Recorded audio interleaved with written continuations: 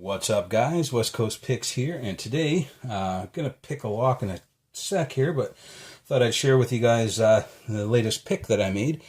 This is actually going to a fellow picker who started collecting picks from other pickers. Next time I trade with him regularly, so next time I trade with him, this will be in the package. This is burled maple. It's stabilized burled maple.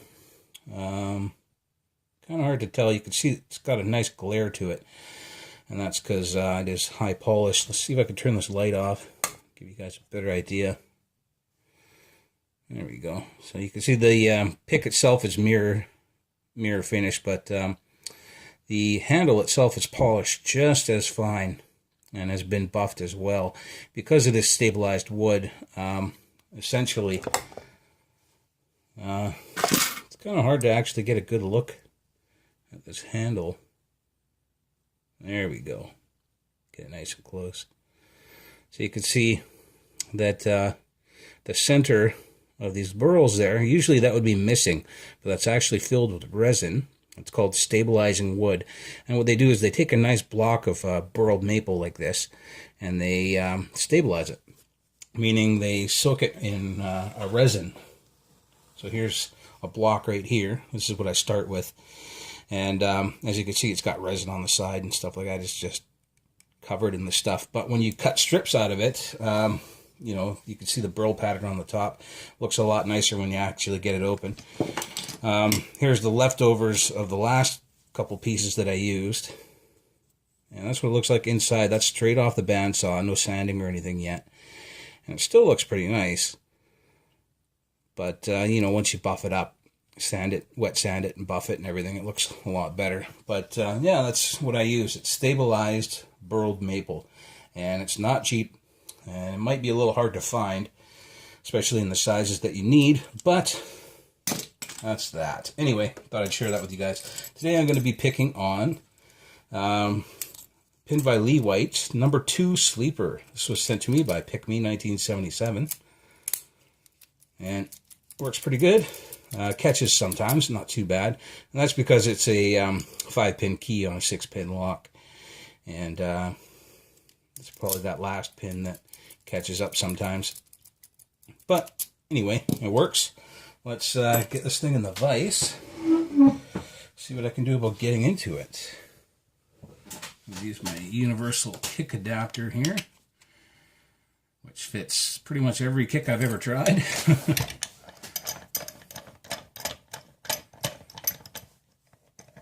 Get it in the vise here.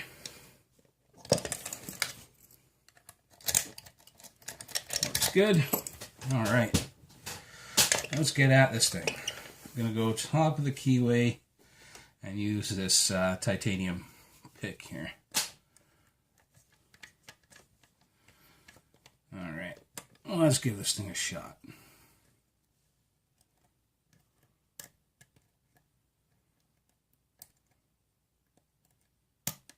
Alright, that was 5, and I got a bit of a full set out of them. 2 gave me a click.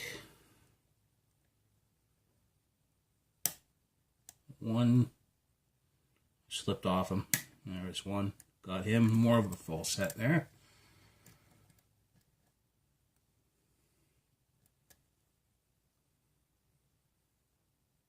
There's 5 again. Got him.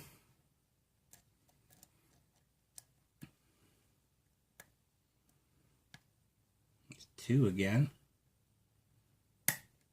Got him. Oh, and touched, I think it was 4, and I got myself an open. So, that is Sleeper, number 2 by Lee White.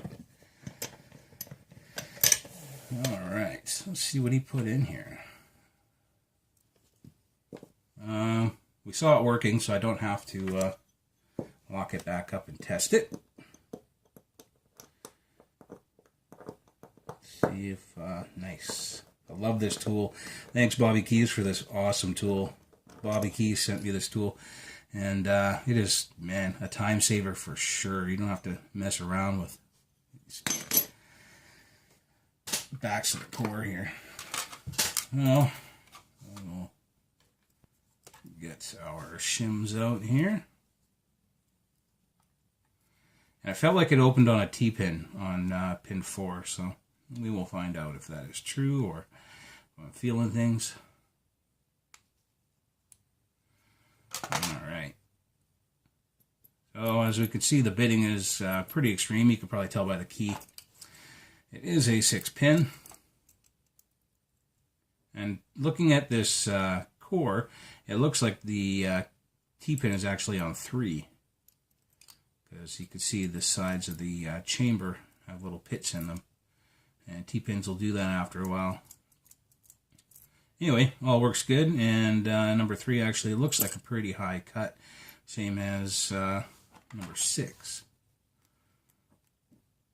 You know, there's a lot of high cuts in there. Anyway, let's get at this to see what's in here.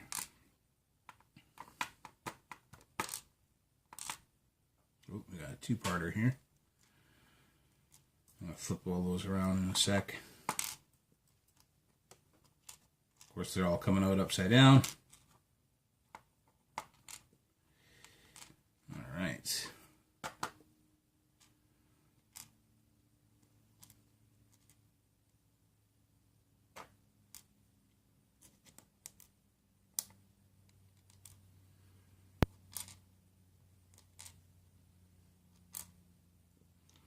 I always worry about these pin-in-pin key pins. Sometimes they bend and screw the lock up. We have threading in every chamber, and 3 is counter milled, and 5 is counter milled as well. 3 and 5 counter milled, everything is threaded. Let's see what's up top.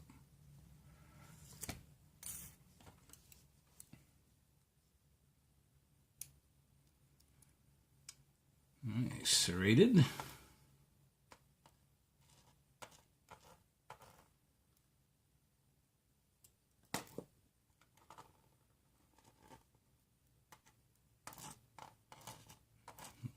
Down, so I got room for the springs as well. So far, we have threading up in the Bible on all of these. 3 is missing. Alright, there's nothing in 3. So, I don't know what's up with that. Unless it's stuck in there. I'll try probing it in a sec here. 4 is... That's our T-pin. So I did feel the T-pin on 4. I wasn't just hallucinating.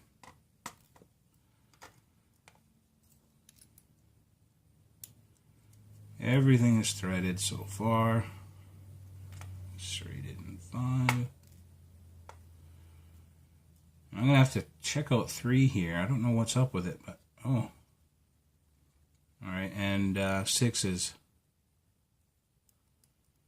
very low spring pressure on 6. It is a repurposed... What the... There's something up in the Bible there. The spring is very small. We have a repurposed key pin as a driver. I don't know what's up with this lock. That's very strange. But like I said, 3 is like not in there. Let's see if I can dig in there and feel it. Well, there's definitely something there. I think it's just stuck. Let's see if I can get it out here.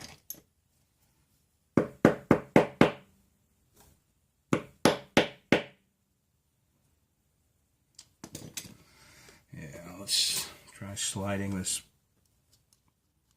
back. Nice. Alright, so I should be able to fix it.